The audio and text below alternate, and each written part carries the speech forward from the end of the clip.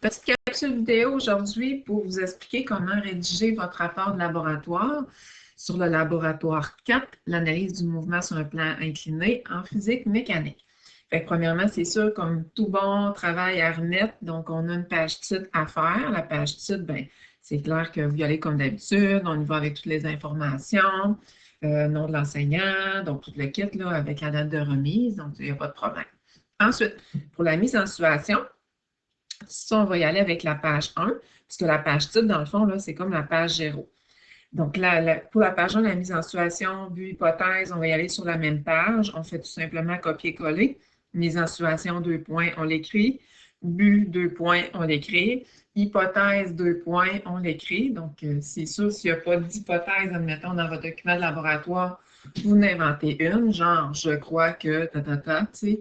Puis on y va avec quelque chose en lien avec le laboratoire, puis ça va être bien correct comme ça.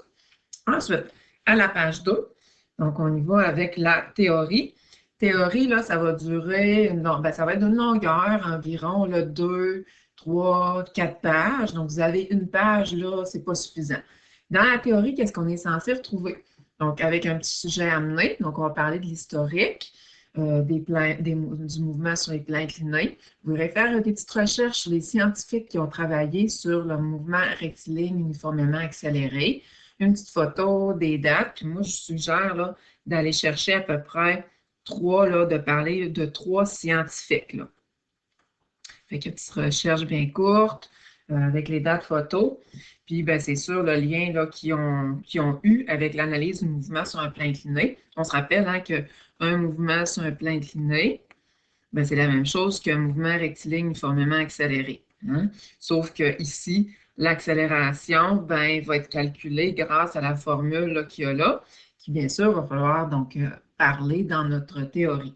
Ensuite, ben, on va parler dans notre théorie qu'est-ce qu'un mouvement rectiligne uniformément accéléré, un MRUA, dire que c'est la même chose qu'un MPI ou qu'un MPI encore plus que c'est la même chose qu'un mouvement rectiligne uniformément accéléré. Et il va falloir en parler que c'est sans friction.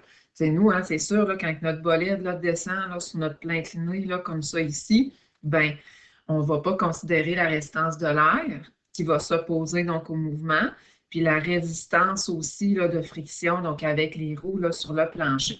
Il y a bien d'autres causes-erreurs, mais ça, c'en est deux. Ensuite, parler de l'accélération gravitationnelle, parce que dans notre formule, pour aller trouver l'accélération sur le plan incliné, ben, on a le G ici, qui est l'accélération gravitationnelle. Fait qu'il faut vraiment parler qu'elle est de moins 9,8 mètres par seconde au carré, parce que nous, notre expérience se fait sur la Terre. Ensuite, parler des 2 facteurs qui influencent la descente des corps. Ça, vous pouvez aller chercher ça dans vos notes de cours, ou aussi, donc, aller chercher donc, des facteurs en faisant une petite recherche sur Google. Vous allez parler des formules utilisées pour faire cette expérience-là. Donc, on se rappelle qu'on a utilisé vitesse est égale à position sur le temps. Autrement dit, c'est notre formule, là, comme c'est ici, delta x sur delta t. On a utilisé aussi la formule de l'accélération, qui est la vitesse sur le temps. Fait qu'on va en parler des unités, puis ainsi de suite. Puis, ben, on va aller expliquer là, qu'est-ce que chaque formule donne.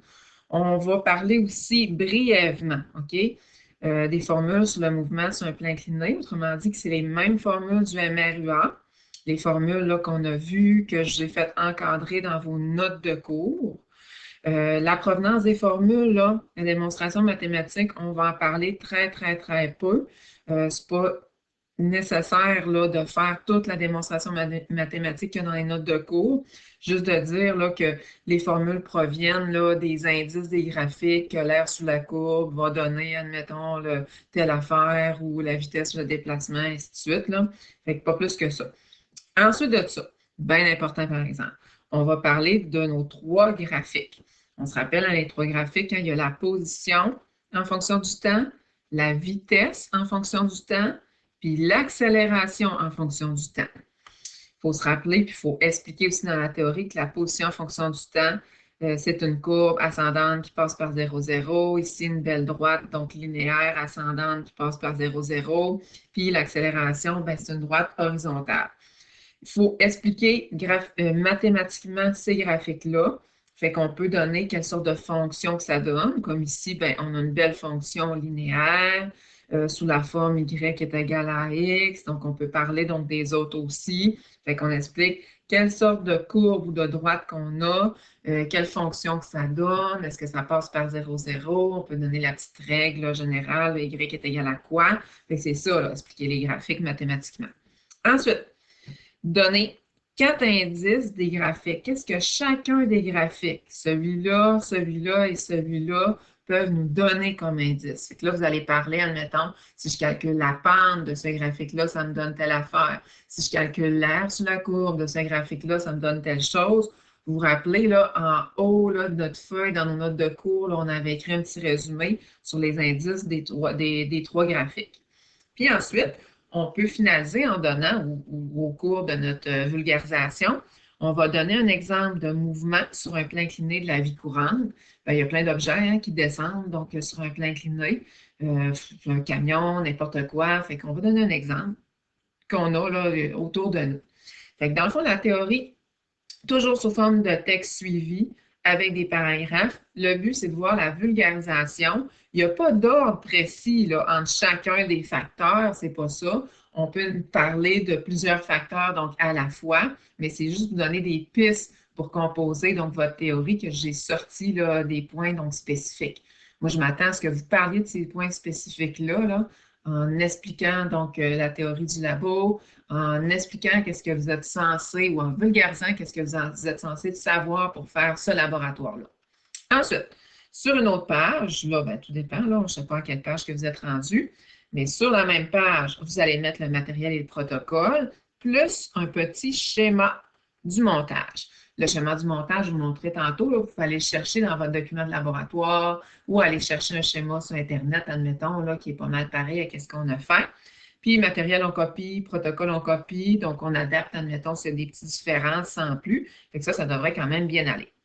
Fait qu'oubliez pas, hein, c'est matériel 2 points, puis on y va sous forme de les épiceries, protocole 2 points, on y va sous forme, là, admettons, de recettes, là, 1, je fais ça, 2, je fais ça, 3, je fais ça. Puis on n'oublie pas d'identifier son schéma de montage. On peut donc aller le scanner, le copier-coller, aller, tu sais, là, dans le fond, donc aller chercher une image. Ensuite, on y va avec les résultats. Les résultats, ben, c'est en 2 sections. Il va y avoir la section tableau et la section graphique. Il va y avoir un tableau, mais grand, gros, long, large, là. Donc, il va y avoir plein d'affaires dedans. Donc, le temps, ça, vous l'aviez déjà dans votre document.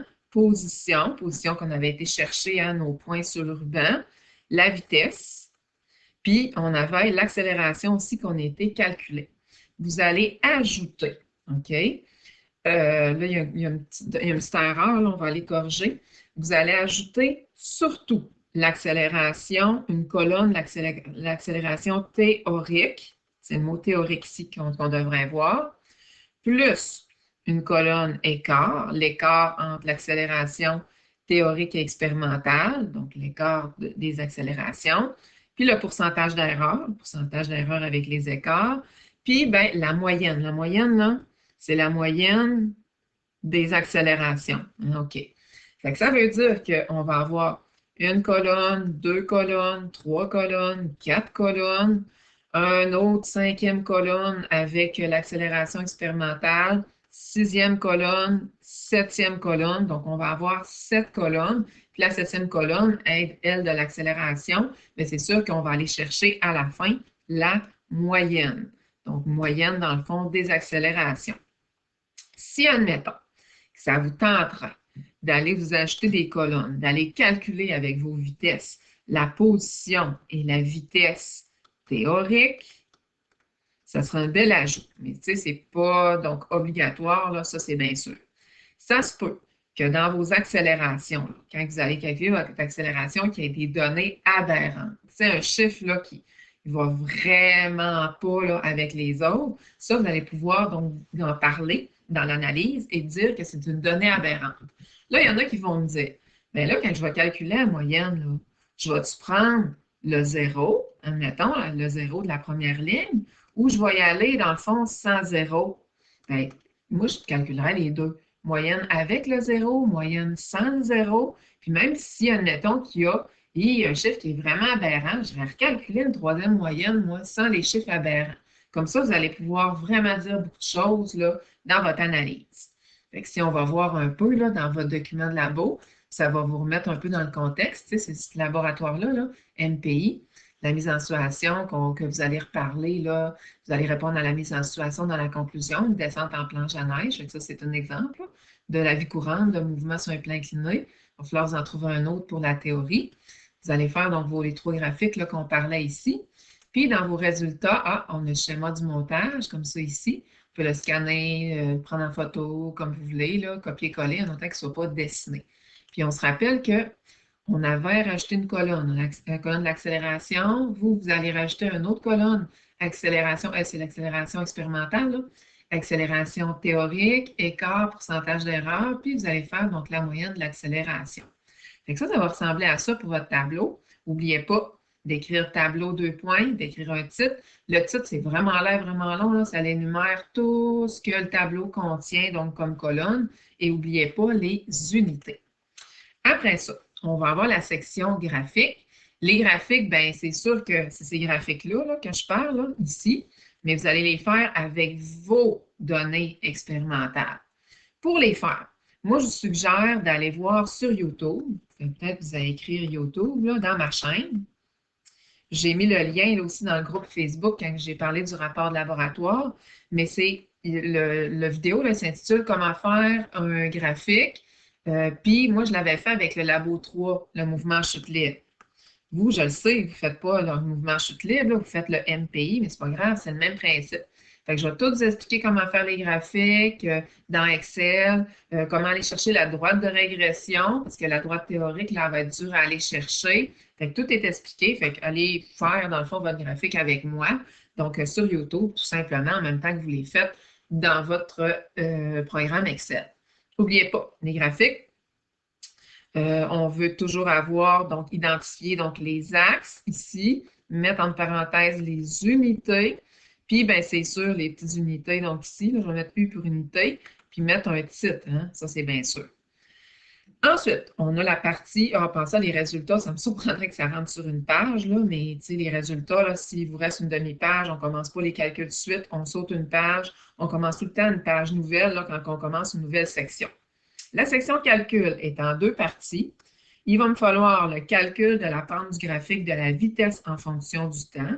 Fait que vous, là, votre graphique, vitesse en fonction du temps expérimental, ça va donner une belle droite.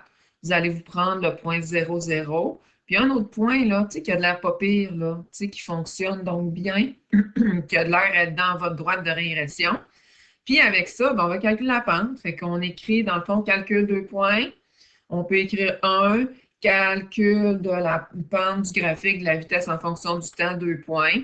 On met la formule, on fait notre calcul avec les unités partout, on met la réponse, l'accélération, c'est sûr que ça va donner des centimètres par seconde au carré. Puis c'est bien certain que ça va donner un chiffre plus petit que 9,8 cm par seconde au carré. Le 9,8 cm par seconde au carré, là, il provient de l'attraction gravitationnelle de la Terre, là, qui est de 9,8 mètres par seconde au carré.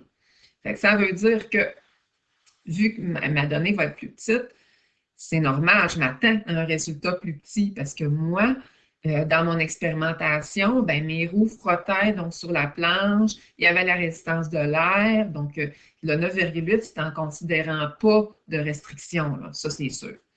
Fait que vous calculez la pente de ce graphique-là. Ensuite, deuxième calcul, 2, vous allez écrire calcul de l'accélération théorique. Vous allez mettre donc la formule qu'on a appris dans nos notes de cours dans notre théorie. Vous la calculez, fait qu'on se rappelle que le G, là, c'est 9,8 mètres par seconde au carré, fois sin de votre angle. L'angle, j'espère que vous l'avez mesuré avec le gros rapporteur d'angle en bois que vous aviez. Puis, bien, vous allez pouvoir trouver donc l'accélération dite théorique. En passant, quand que vous allez parler de tout ça dans l'analyse, on va y aller donc dans l'analyse tout de suite, là, ça va être fait, vous allez pouvoir aller chercher ici, parler de la moyenne de la colonne de l'accélération, comme je vous disais, là, qui est tantôt qui va être un chiffre plus petit que 9,8, donc la moyenne de la colonne de la dernière colonne. Là. Ensuite, vous allez pouvoir parler de la pente du graphique, de la vitesse en fonction du temps, qui va être encore un chiffre, la pente plus petit que 9,8. Puis vous allez pouvoir en parler là-dedans dans l'analyse, là, faire l'écart plus le pourcentage d'erreur, écart plus pourcentage d'erreur avec notre donnée théorique. Ah, c'est elle, notre donnée théorique, là, que vous êtes censé donc de savoir. Fait que vous ferez l'écart, pourcentage d'erreur. Probablement que ça va donner un chiffre là, qui va être super, super, super gros. Mais c'est vraiment donc ben, un écart qui va être quand même assez grand. Mais c'est pas grave, c'est justifiable avec toutes les causes d'erreur. Donc, c'était pas mal ça là, pour le calcul. Je voulais juste faire penser là, de faire. Donc, c'est bien tannant, ça. Je vais aller l'annuler. Comme ça ici. Tiens, coupé. Donc, je voulais juste vous faire penser d'en parler dans l'analyse. OK. Ensuite, on a l'analyse. Fait que nos calculs, s'ils rentrent sur une page, c'est correct. S'ils ne rentrent pas sur une page, ben, on recommence une nouvelle page pour l'analyse. L'analyse, si on a une page, là, c'est pas assez. Il faut au moins 2 pages et plus. Là, ça peut aller même jusqu'à 4 pages. Là, parce que regardez, il faut parler de tout ça. Ce n'est pas nécessaire que ça soit en ordre. Il y a plusieurs, admettons, donc suggestions ou points qui peuvent être faits ensemble. Donc, ça se peut donc aussi. Fait que dans le fond, il faut rappeler les résultats. Avant de rappeler les résultats, en même temps que rappeler les résultats, là, on peut aussi expliquer le labo. Je vais écrire plus expliquer le labo. C'est expliquer que ben, c'est un bolide qui descend donc sur une pente. Fait que ça veut dire que la vitesse va être de plus en plus grande. Nanana. Puis là, on donne là, les résultats de la vitesse, ainsi de suite, les résultats de la position. On rappelle tous les résultats du tableau. On va aller écrire tableau en gros, donc à côté. Puis on les interprète. Là, je vais effacer ça parce que j'ai trop de cossins. Interpréter là, les résultats, là, c'est de parler, ben, la position, elle, ben, elle augmente-tu? Elle diminue-tu? J'espère que ça l'augmente. La vitesse, elle, qu'est-ce qu'elle fait? J'imagine qu'elle va augmenter. L'accélération, elle, est censée demeurer donc constante. Bien, qu'est-ce qui se passe donc avec vos résultats? C'est ça de dire comment nos résultats varient. Puis on compare avec la théorie. Est-ce que mon A arrive avec mon accélération théorique que j'ai calculée? J'imagine que non. J'imagine que mon accélération va être plus petite que 980 cm par seconde au carré. Puis là, je peux justifier avec mes causes d'erreur. Là, ça, on en a parlé. Parler de la moyenne de la colonne, parler donc de la pente du graphique. Il va falloir aussi parler aussi de nos 3 graphiques avant de parler de sa pente. Fait que parler de nos 3 graphiques, là, c'est vraiment d'aller réexpliquer qu'effectivement, oui, mon graphique de la position en fonction du temps donne une belle courbe qui monte. Elle, la vitesse en fonction du temps, ça c'est la position en fonction du temps, donne une belle droite qui passe par 0, 0. Puis l'accélération, même si ça donne une espèce là, de graphique bizarre, ben, sa droite de régression, ça va nous donner une belle droite horizontale pour le graphique de l'accélération en fonction du temps. Et je dis tout ce que je sais mathématiquement sur ce genre de graphique-là, que ça passe par 0, 0, sous la forme y est égal à x, une belle droite ascendante, une fonction linéaire, puis là j'en beurre pas. Je parle des graphiques, mathématiquement. On va écrire maths. Tiens, comme ça ici. Ensuite, on va parler des graphiques seulement qu'on a utilisés. Pas les graphiques là, du mouvement rectiligne formellement accéléré, là, seulement la formule de la vitesse, formule de l'accélération. On peut en parler en même temps qu'on donne nos résultats. Donc, admettons, en rappelant nos résultats. On va parler du type de mouvement qu'on a fait, que oui, c'est un mouvement sur un plan incliné, mais le mouvement sur un plan incliné, c'est un mouvement rectiligne uniformément accéléré, ou est-ce que mon accélération va varier en fonction de la pente de la petite côte, là, de la pente là, de ma planche de bois, là, où est-ce que mon bolide va descendre. Ensuite, on donne au moins. Au moins, là, ça veut dire pas 5, là, au moins 5 causes d'erreur. Il y en a plein, plein, plein, plein, plein, forcez-vous. Puis, on les explique avec explication. On fait une suggestion pour améliorer ou pour poursuivre l'expérience qu'on pense que ce serait intéressant de faire ou qu'on pense que le prof nous trouverait intéressant de dire ça. Puis, on peut aussi comparer nos résultats à un autre exemple d'un mouvement sur un plan incliné de la vie courante. Des fois, c'est le fun de faire le parallèle. Donc, tout ça, c'est des suggestions, mais il faut que je retrouve tout ça et plus là, dans un texte suivi. Je vais voir votre vulgarisation, je vais voir si vous comprenez bien. Donc, le laboratoire, vous êtes capable d'expliquer. Ensuite, si on a encore un petit peu de place sur notre page là, dans l'analyse, c'est pas grave, on y va sur une nouvelle page pour faire la conclusion. La conclusion, ça c'est facile, ça se fait quand même assez bien. On dit notre but qui était de, puis là on le dit, a été atteint. Tout le monde a atteint son but, c'est oui. Notre hypothèse qui était de telle affaire, blablabla, a été confirmée. Nous avons découvert telle affaire. Donc, nos principales découvertes sont.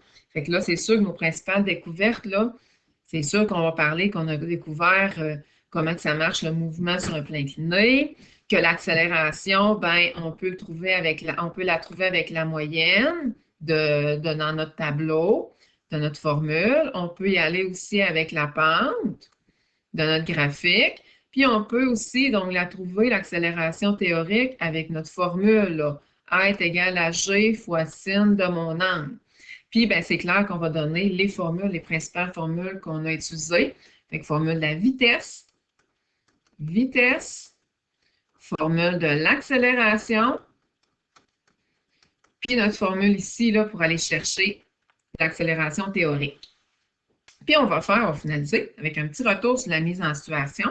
On va parler là, de notre mise en situation avec nos planches à neige. On peut peut-être faire quelques petites recherches pour se rendre intéressant sur les descentes en planche à neige, sur l'angle à lequel donc, les planchistes là, jusqu'où ils peuvent aller, puis ainsi de suite.